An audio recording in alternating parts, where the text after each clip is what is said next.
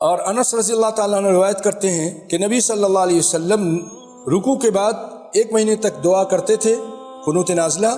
اور آج یہ کیوں بیان کر رہا ہوں بھائیو، ایک یہ بھی ہے کہ بعض لوگ ارے نہیں یار کسی کو بد دعا نہیں دو، اور وہ ظلم کر رہا ہے، نہیں ان کو بد دعا نہیں دو، چاہے وہ یہودی ہوں، چاہے عیسائیوں نے کتنا ظلم کیا ہو، چاہے وہ ہندو، نہیں بس لوگوں کے لیے خیر کی دعا کرو۔ رسول اللہ سے بھر کر خیر چاہنے والا کوئی اور ہوگا؟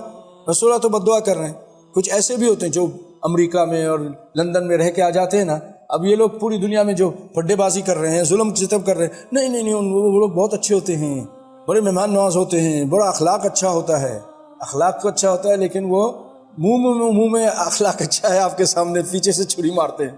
کتنا کچھ کیا ہے ہندوستان میں، کتنا ظلم کیا، کتنا لوگوں کو مارا، مسلمانوں کی حکومت ختم کی، بہادر شاہ ظفر اس کی آنکھیں نکال دیں، اس کے بچوں کو اس کے سامنے ذبح کیا گیا، کہاں نہیں، بوسنیا کے اندر، عراق کے اندر، سب مل کے، یہ اتحاد تھے نا، ان کا اتحاد تھا نا، ہم بھول جاتے ہیں بہت جلدی، تحالف، یہ سارے اس میں یہ ساری شیطانی قوتیں تھیں۔ اور بد دعا نہیں کرو، پھر کیا کریں؟ تمہارے لیے بد دعا کریں؟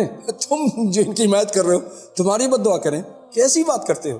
ان کے لیے دعا کریں، انہوں نے ظلم کیا، ان کے لیے بد دعا ہے۔ نبی صلی اللہ علیہ وسلم کر رہے ہیں۔ کیا کیا تھا ان لوگوں نے؟ 70 قاریوں کو مار دیا تھا، 70 قاریوں کو دھوکے سے بلایا ان کافروں نے اور ان کو قتل کر دیا۔ اور تو نبی صلی اللہ علیہ وسلم نے 1 مہینے تک ان کے لیے بد دعا کی۔ بخاری مسلم کی روایت ہے۔